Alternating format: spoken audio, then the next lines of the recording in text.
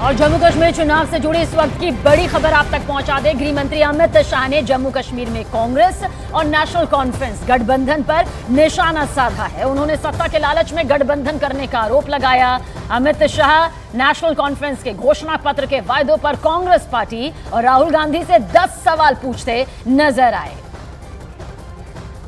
अमित पांडे हमारे सहयोगी ज्यादा जानकारी के साथ। अमित, 90 विधानसभा सीटों के लिए 3 चरणों में वोटिंग है, लेकिन जो ये 10 सवाल यहां पर सामने आए हैं, क्या ये सवाल यहां नजर आ रहे हैं?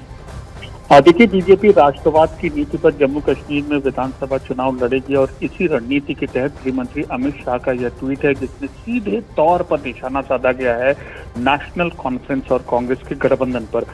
और खासतौर पर कभी कभी जो नेशनल कॉन्फ्रेंस की ओर से अलगाववादी एजेंडे की बात कही जाती थी, तो उसका जिक्र करते हुए गृह मंत्री अमित शाह ने कहा था कि इसको जस्टिफाई करना होगा कांग्रेस को, कैसे का राष्ट्रीय एकता के राष्ट्रवाद के हित में ये कैसे है।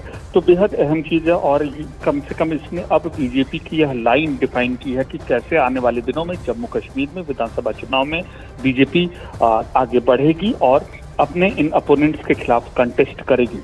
जी अमित, क्या कुछ लगता है, क्योंकि केंद्र शासित प्रदेश बनाए जाने के बाद जम्मू कश्मीर में ये पहली बार विधानसभा चुनाव है, ऐसे में अब सियासी संग्राम महासंग्राम में बदलता हुआ नजर आएगा, क्योंकि बहुत ज्यादा फिर वक्त भी नहीं बचेगा। 18 सितंबर को पहला चरण जो है वो भी सामने आ जाएगा। देखिए, अलग अलग पार्टियों का अलग अलग मत है, लेकिन जहां तक बीजेपी की रणनीति है, धारा 370 हटाए जाने के बाद पहली बार यह अपने विकास के एजेंडे को जम्मू कश्मीर की जनता के सामने बीजेपी प्रस्तुत करना चाहती है। और इसकी प्रमुख वजह है समीना, देखिए, हाई वोटर टर्नआउट जो कि लोकसभा चुनाव में था।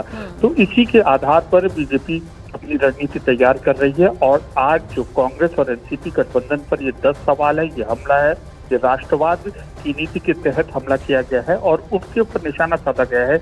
आखिरकार अलगाववादी बात जो दल कर रहे हैं उन पर कैसे जवाब मिलेगा?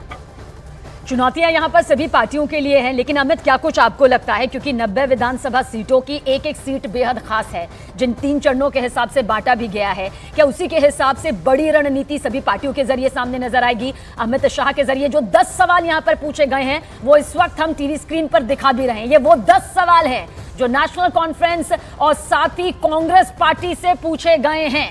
अमित, क्या कहा जा सकता है? 10 सवाल और इसका जवाब आगे विपक्ष के जरिए मिलता हुआ दिखाई देता है? कटाक्ष के तौर पर तो जाहिर सी बात है आएगा।